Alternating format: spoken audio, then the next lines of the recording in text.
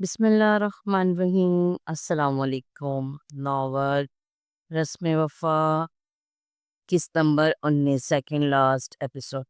Doctor Nabeel نے آتے ہی doctor Asad کو بازو سے کھینچتے ہوئے کھڑا کیا اور ایک تھپڑ اس کے چہرے پر رسید کیا۔ شرم نہیں آئی تمہیں؟ یہ سب کرتے ہوئے میرا نام مٹی میں ملا دیا۔ ڈاکٹر اسد سر جھکائے کھڑے تھے، تبھی نرس بھاگتے ہوئے آئی۔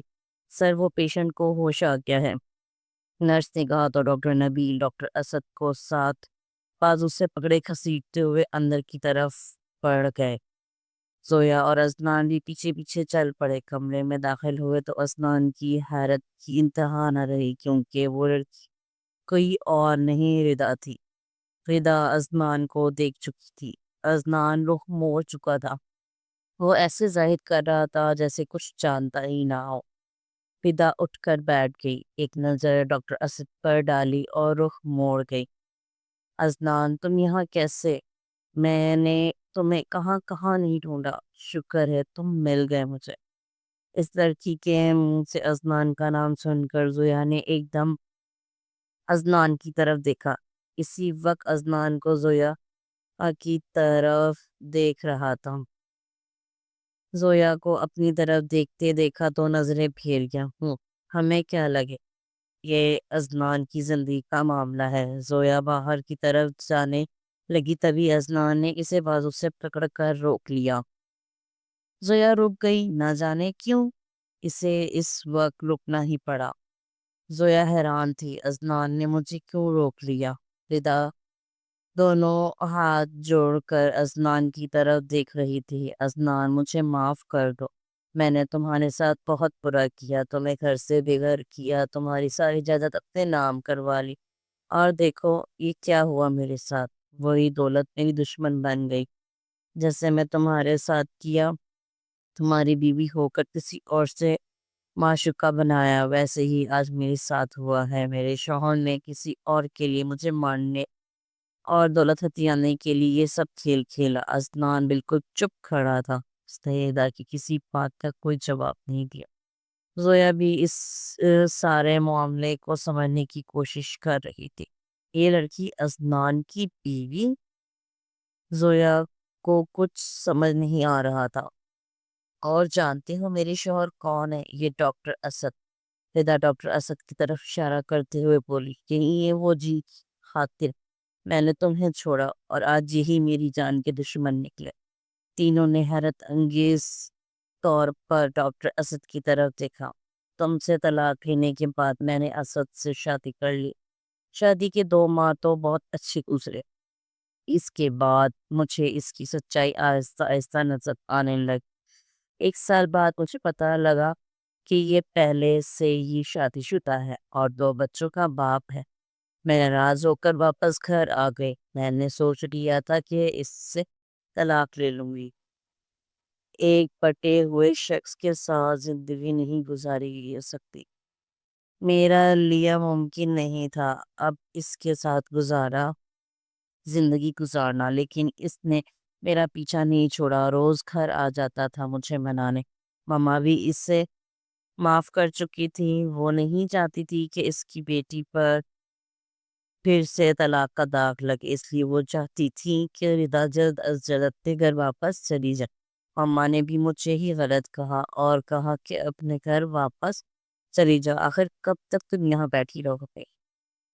اگر تم نے طلاق لے لی تو تم برباد ہو جاؤ گی، کوئی شادی نہیں کرے گا تم سے، اور کل کو تمہارے بھائیوں کی بھی شادی ہو جائے گی تو ان کی بیویاں تمہیں برداشت نہیں کریں گی، اور میرا کیا ہے، آج ہوں کل نہیں، تو کس کے سارے زندگی گزارو گی؟ آخرکار امی کے بار بار سمجھانے پر مجھے ہار ماننی پڑی اور میں واپس آ گئی اس کے ساتھ، لیکن اس کے بعد میری زندگی آسان نہیں تھی۔ بات بات پر اس نے مجھ پر ہاتھ اٹھانا شروع کر دیا۔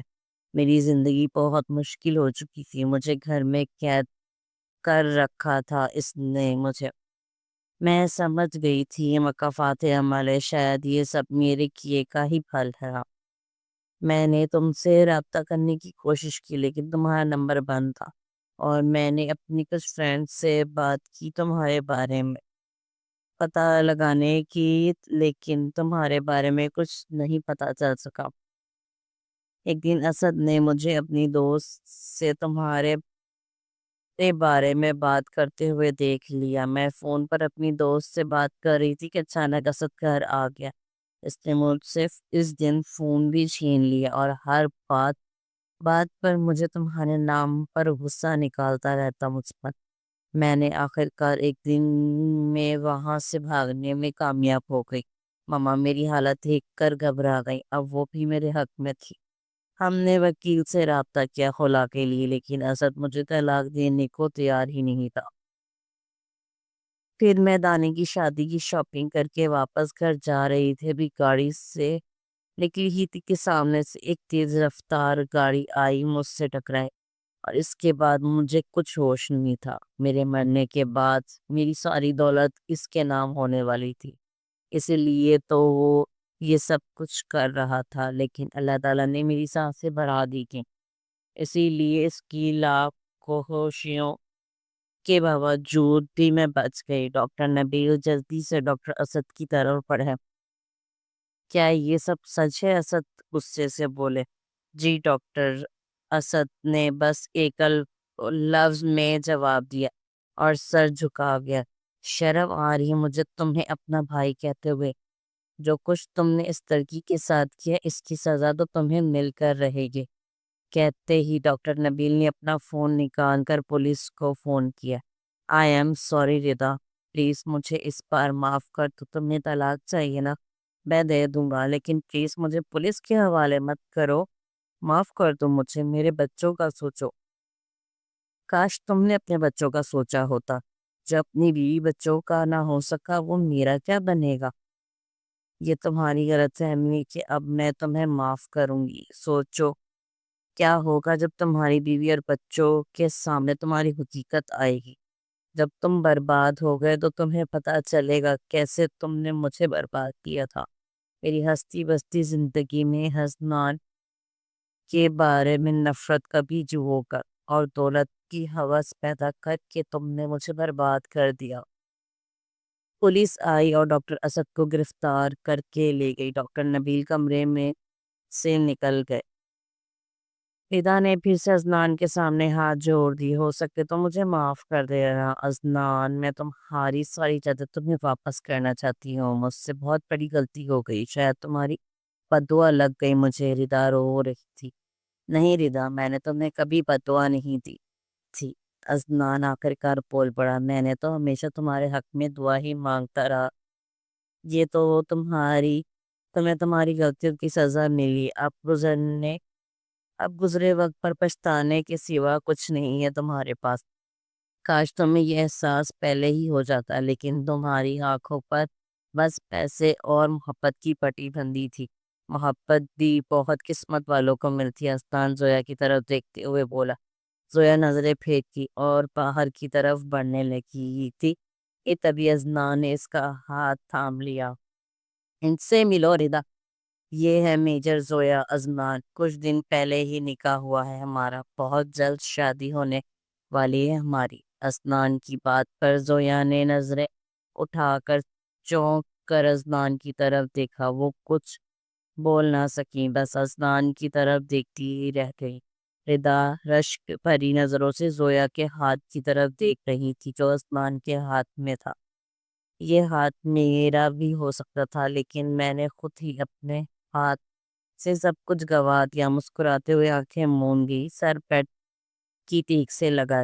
عدنان مسکراتے ہوئے زویا کی طرف دیکھ رہا تھا، لیکن زویا تو جیسے ہوش میں ہی نہیں تھی۔ اس کا دماغ تو بس ایک ہی بات پر اٹک کر رہ گیا تھا۔ میجر زویا عدنان، ردا کی ماما اور بھائی آ چکے تھے۔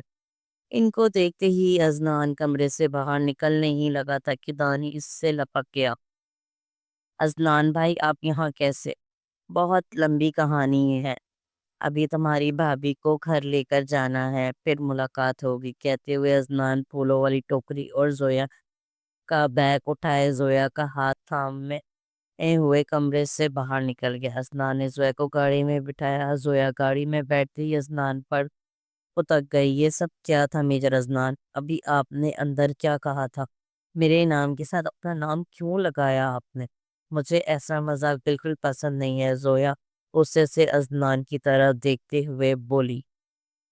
باقی اگلی قسط میں میرے چینل کو لائک، سبسکرائب اور شیئر ضرور کریں۔